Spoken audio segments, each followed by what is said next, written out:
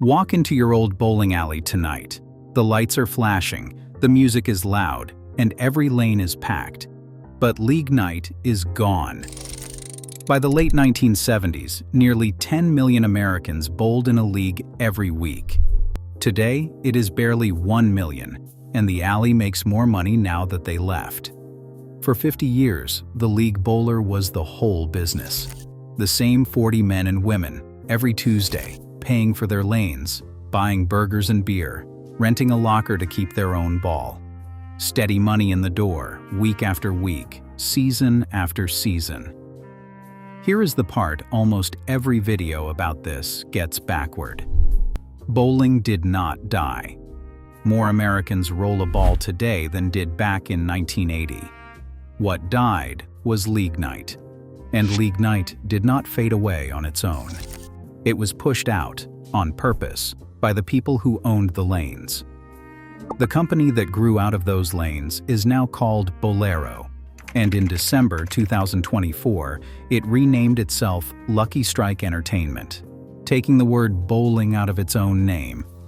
Here is the simple piece of math that emptied league night in every town in America.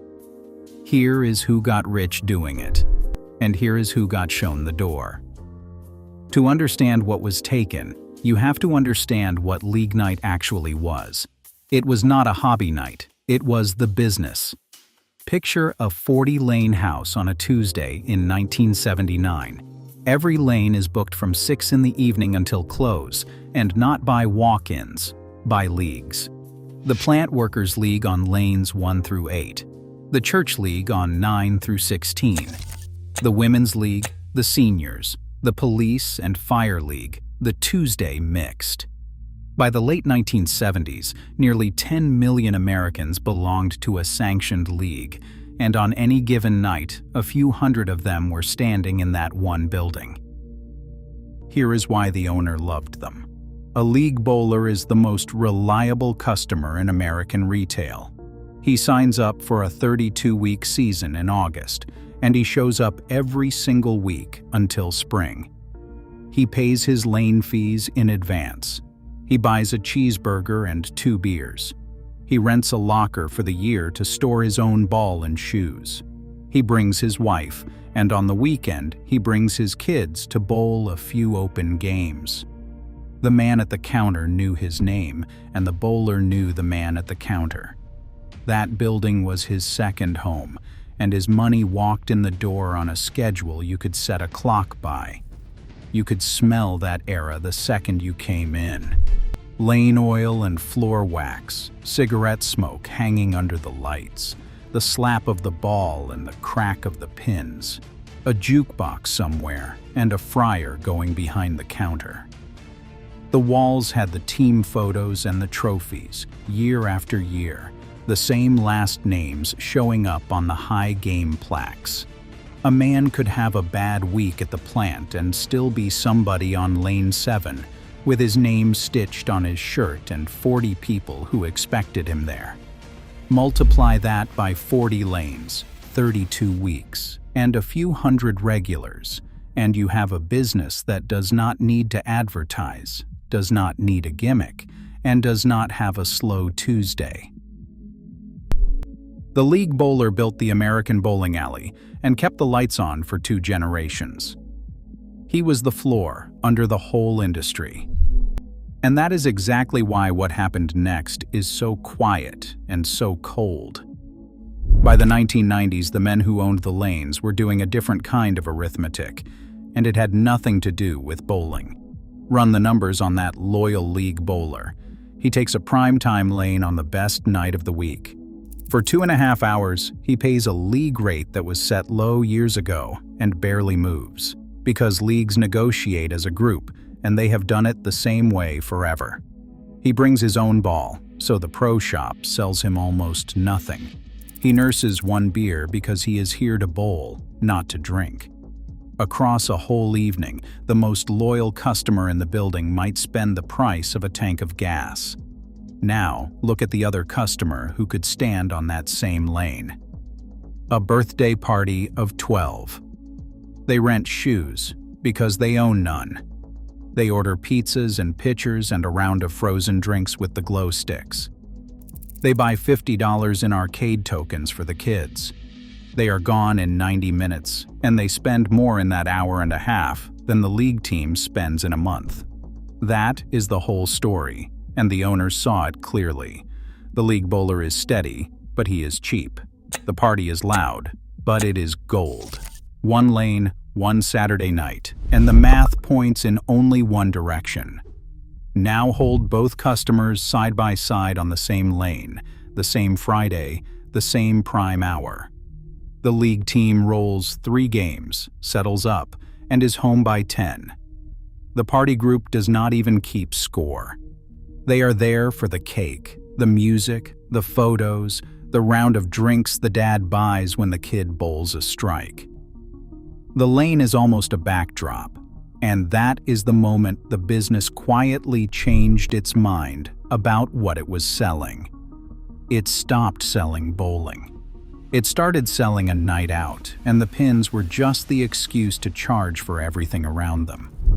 If you have ever wondered why your alley feels like a different planet now, this is the hinge it all turns on, and it is the thread we are going to follow for the rest of this. Tap subscribe so it finds you, because the next part is where the regulars start getting squeezed. The trouble was simple. A lane filled with a league cannot also be filled with a party. The owner had a fixed number of lanes and a fixed number of good hours. Every league on the floor was a lane he could not sell to the customer who spent 5 times as much. The league bowler had stopped being the floor under the business. On the new math, he was in the way. No one sent the league bowler a letter telling him he was finished. They did not have to. They just made the math do the talking. It started small, and it started polite. The Friday Night League gets a note that its rate is going up for the new season. The Saturday League is told its lanes are needed for open play, and it can move to a weeknight. League fees that sat still for years begin to climb. The prime time slots, the 6 o'clock starts on the good nights, get handed to parties and corporate events and walk-ins, and the leagues get pushed to 9 o'clock, or to Monday, or off the calendar. Then came the lights. The house dims the overheads, drops in the colored lasers, and the fog and the thumping music, and calls it cosmic bowling. It is built for the party customer, the one who spends. It is loud, and it is bright, and it is profitable. And it is almost impossible to keep score in a 32-week league when the lane next to you is a birthday party under a strobe light. A man who managed a big bowling house through those years put it plainly. The company stopped wanting league bowlers. He was told to cancel weekend leagues and to raise the contracts on the leagues that were left. The regulars who had bowled in that building for 20 and 30 years, who knew the staff by name and sat with the league officers for a beer after the last frame, were quietly priced and scheduled out of the place they thought of as theirs.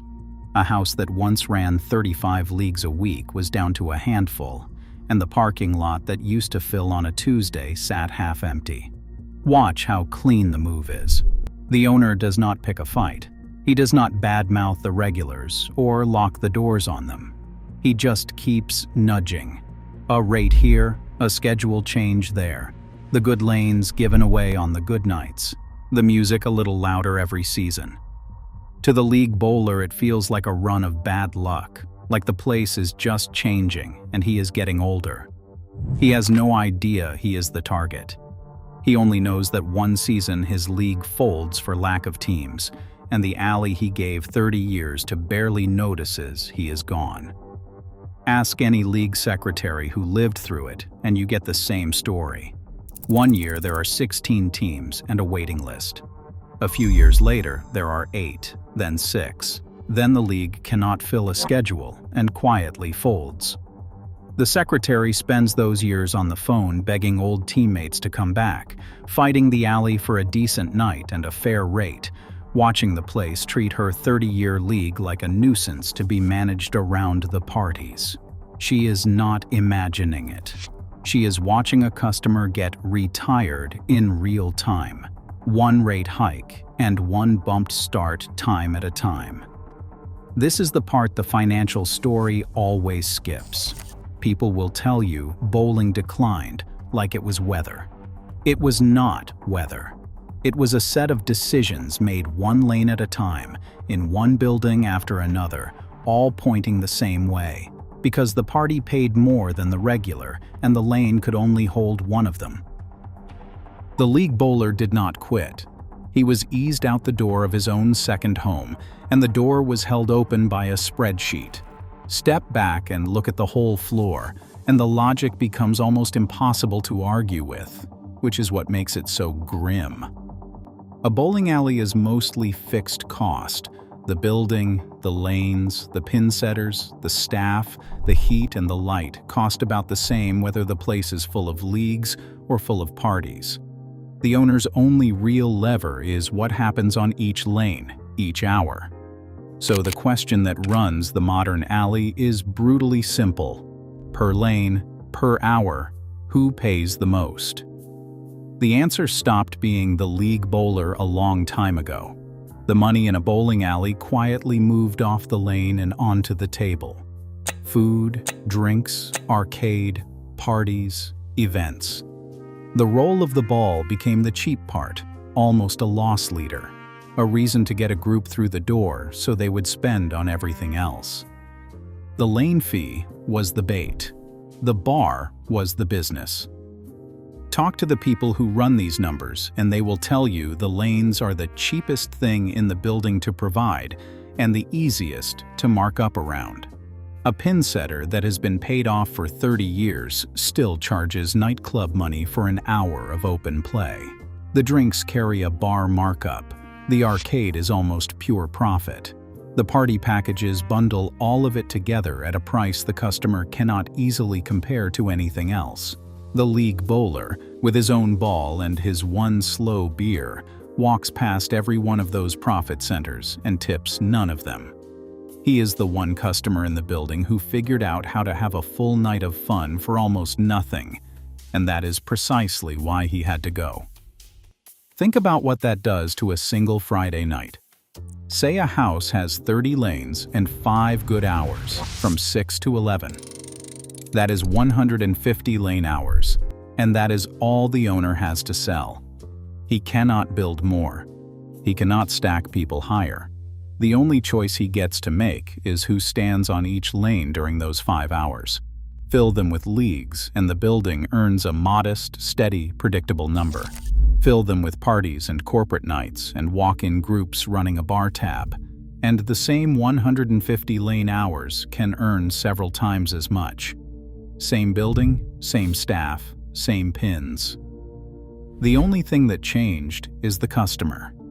Once that flips, the league bowler is not just less profitable.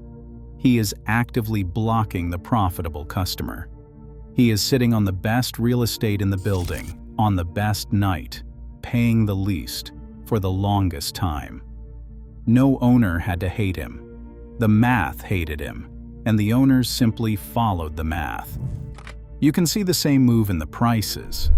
Open bowling that cost a few dollars a game now runs north of $25 an hour on a weekend.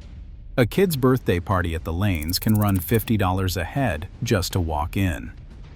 Those are not prices set for the plant worker and his wife on a Tuesday. They are prices set for the customer the owner actually wants now, and the old regular was not going to pay them. So the steady money that built the industry was shown the door, on purpose, because a louder customer with a credit card was standing right behind it. That is the mechanism.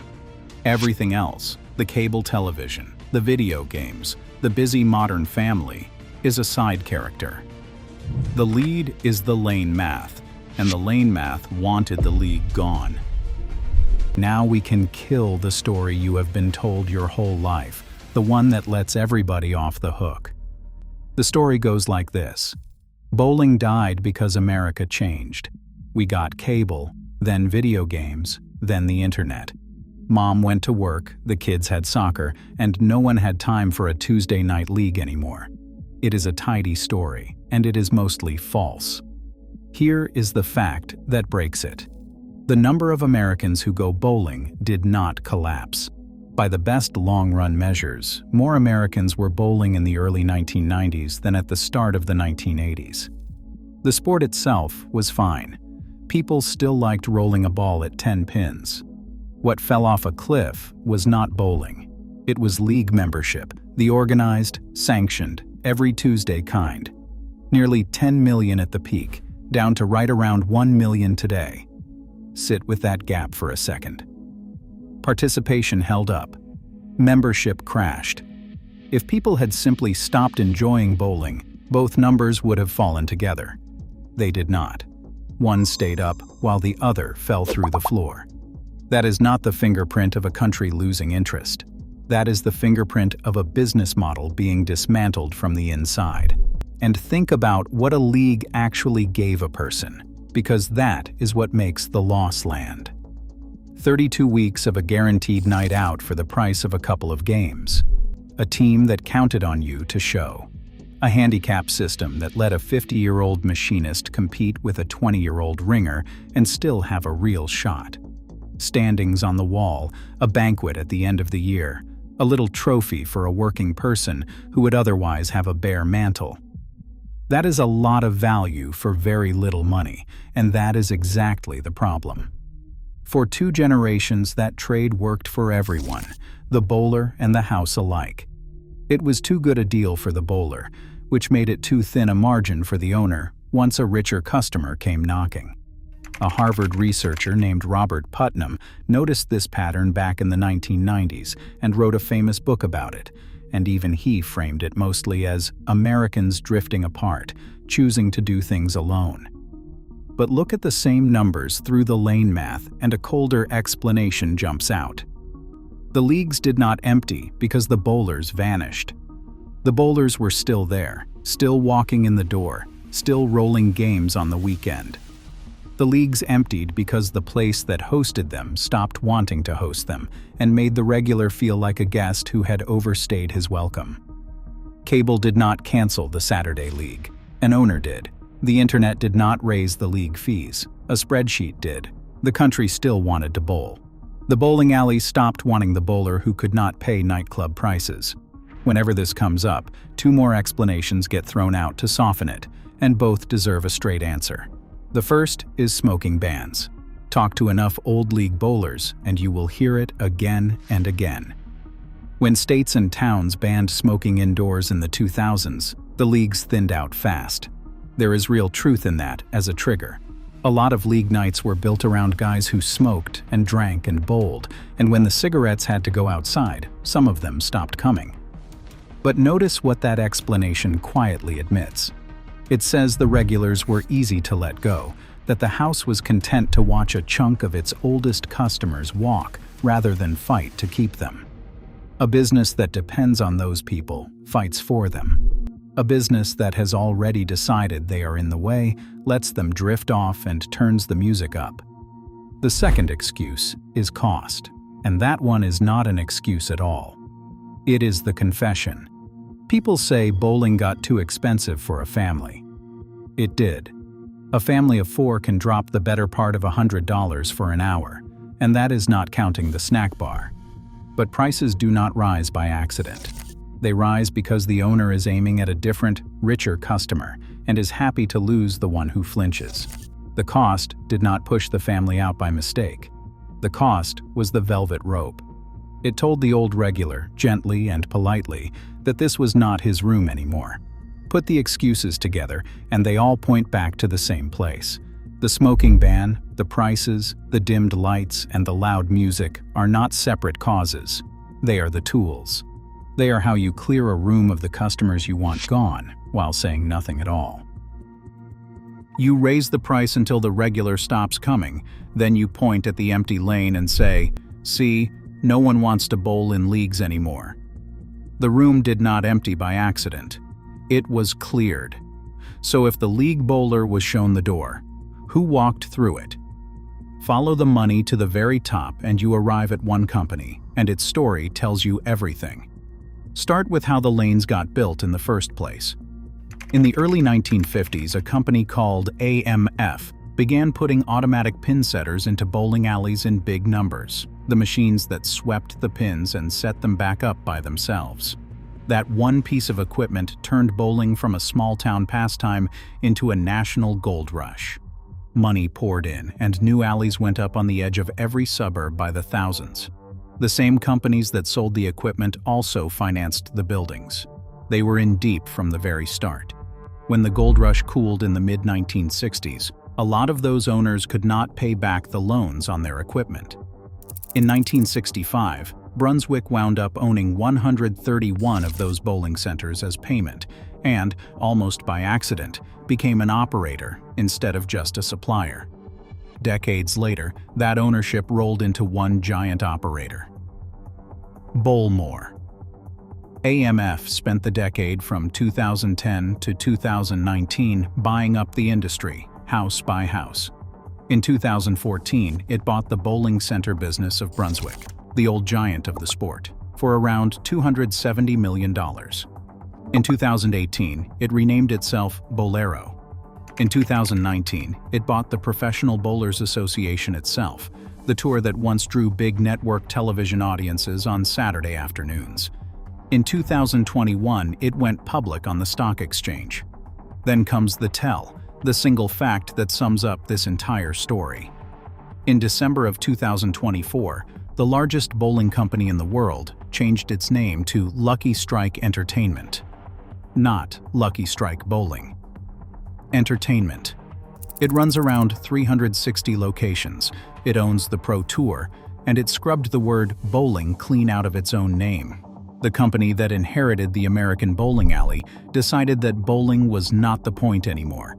The point was the bar, the arcade, the party, the night out. The lanes are just the stage now. Look at what that company owns, and the irony writes itself. It owns the Professional Bowlers Association, the same tour that once drew millions of viewers on network television on Saturday afternoons, back when pro bowling was real appointment television. The biggest name in the history of the sport is now a small line item inside a company that pulled the word bowling off its own front door. The sport got swallowed by the very business that was built to feed on it. That is the arbitrage, plain and simple. Take a building that working people built on cheap, loyal, every Tuesday league money. Keep the building, keep the lanes. Then swap out the customer. Trade the plant worker who spends $30 and stays for 3 hours for the party that spends $300 and stays for 1.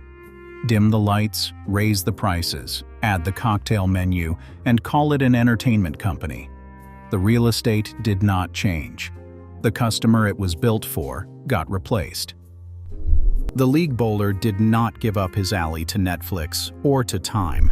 He was edged out for a customer who paid more, and the company that engineered the swap is now worth more with the word bowling gone than it ever was with the word bowling in.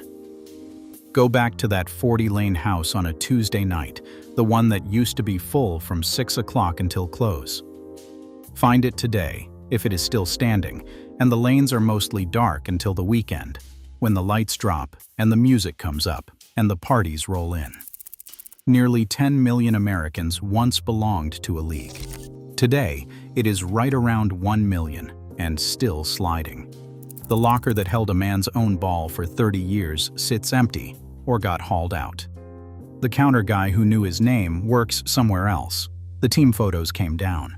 The Tuesday night that anchored a working person's week, the cheap, reliable social hour that asked nothing more than that you show up and roll, was retired because it did not spend enough. And here is the quiet cost that does not show up on the balance sheet. League night was one of the last cheap places in America where the same 40 people saw each other every single week, by name, on purpose. A guy from the plant, and a guy from the church, and a guy from the firehouse on the same 4 lanes, year after year. It was not really about the pins, it was about the room. When the owners traded the regular for the party, they did not just change a business. They closed one of the last open doors a working family could walk through every week and afford. Some houses fought it. A few thousand independent centers are still out there, and some of them doubled down on exactly what the big chains walked away from. They kept the leagues, kept the rates fair, kept the lights normal so a person can actually keep score. Those are the places the old regulars now drive 45 minutes to reach, past two flashy entertainment palaces that used to be bowling alleys, to find the last room that still runs a Tuesday night the old way. They are the exception that proves the rule. The league did not die. It got evicted, and in a lot of towns, it is still looking for a place that wants it. The lanes are still there. They are louder and brighter and more expensive than ever. They just are not for him anymore. And the same swap, cheap and loyal traded out for rich and occasional, is happening right now to another room working people thought was theirs. The corner tavern, the neighborhood bar with the shuffleboard table and the regulars who have sat on the same stools for 20 years, is next on the list. The rent is climbing, the cheap draft is gone, and the math coming for it looks almost exactly like the math that emptied league night. That is the next story, and it is already underway.